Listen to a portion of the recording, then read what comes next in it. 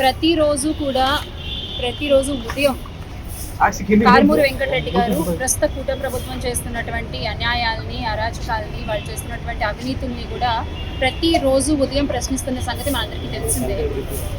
అందులో భాగంగానే ప్రశ్నించే వాళ్ళని అరెస్టులు చేస్తూ ఉన్నట్టుగానే ఈరోజు ఉదయం కారుమూరి వెంకటరెడ్డి అన్నకి తాడిపత్రి పోలీసులు అంటూ చెప్పి వచ్చి సివిల్ డ్రెస్లో వచ్చి ఉదయం 7:30కి వాళ్ళ ఇంటి నుంచి అనని తీసుకెళ్ళడం జరిగింది.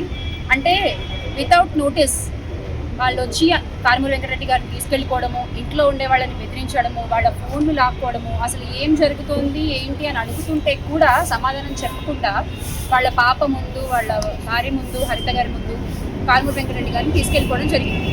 సో అంటే ఇది ఏం చెప్పాలనుకుంటున్నారు నాకు అర్థం కాని విషయం ఇక్కడ. ఎందుకంటే నిజంగా కనుక మీరు అరెస్ట్ చేయాలనుకుంటే మీరు ముందు ఒక సిఆర్పిసి నోటీస్ పట్టుకుని ఇచ్చి ఆయన మీకు సపోర్ట్ చేయకపోతే, మీకు విచారణకి రావడానికి ఆయన సపోర్ట్ చేయకపోతే అప్పుడు మీరు వచ్చి అరెస్ట్ చేయాలి. అంతేగాని మీ ఇష్టం వచ్చినట్టుగా ఎఫ్ఐఆర్ ఫైల్ అయిందేమో నిన్న సాయంత్రం 7:20 చిల్లరకు అలా ఎఫ్ఐఆర్ ఫైల్ అయింది. మరి తాడిపత్రి నుంచి పోలీసులు వచ్చాము అంటే వీళ్ళకి ముందే తెలుసా ఎఫ్ఐఆర్ ఫైల్ అవుతుందని? సో రెడీగా ఉన్నారా కార్లు వేసుకుని వెళ్ళిపోవడానికి? తాడిపత్రి నుంచి రావడానికే చాలాసేపు పడుతుంది కదా. ఉదయం 7 గంటలకల్లా 7:30 కిందకు వచ్చి సెక్యూరిటీ దగ్గర నుంచి వీళ్ళకి ఫోన్లు చేసి, అంటే ఇదంతా ముందు ప్రీ ప్లాన్ అనే విషయం ఇక్కడ మనం అర్థం చేసుకోవచ్చు అనమాట. సో ఎర్రబుక్కు రాజ్యాంగంలో జరిగేటువంటి అక్రమ అరెస్టులో భాగంగా ఇది కూడా ఒకటి ఖచ్చితంగా. అయితే మీరు మీ రెడ్ బుక్ రాజ్యాంగంలో భాగంగా చేసే అక్రమ అరెస్టులతో పెట్టే అక్రమ కేసులతో వైఎస్ఆర్ కాంగ్రెస్ పార్టీ క్యాడర్ని, కార్యకర్తల్ని నోరు మూయిపిద్దాం అనుకుంటే మాత్రం అది ఒక అపోహ మాత్రమే అనే విషయం గుర్తుంచుకోవాలి. ఈ రోజు వచ్చిన వాళ్ళు నిజంగా పోలీసులో కాదా తెలీదు, ఫోన్లు లాగేసుకున్నారు. అడగ్గా హరిత గారి ఫోన్ వెళ్ళేటప్పుడు ఆవిడ చేతిలో పెట్టారు, మళ్ళీ ఆవిడకి వార్నింగ్ ఇచ్చారు. మీరు ఎవరికైనా చెప్తే కాన్సిక్వెన్సెస్ ఫేస్ చేయాలి. ఏం కాన్సిక్వెన్సెస్ ఫేస్ చేయాలి సార్? బెదిరిస్తున్నారా మీరు ఇంట్లో వాళ్ళని?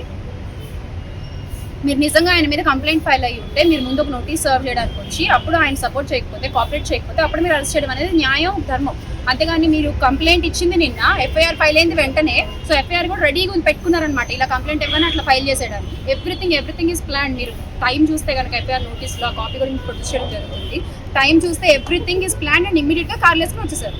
అండ్ వచ్చిన వాళ్ళు ప్రైవేట్ వెహికల్లో వచ్చారు, గవర్నమెంట్ వెహికల్లో రాలేదు.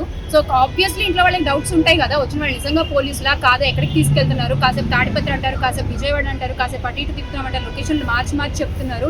డెఫినెట్గా ఇంట్లో వాళ్ళు కంగారు పడరా, భయపడరా? ఇలా భయభ్రాంతులకు గురి చేసి మీరు ఏం చెప్తాం అనుకుంటున్నారు?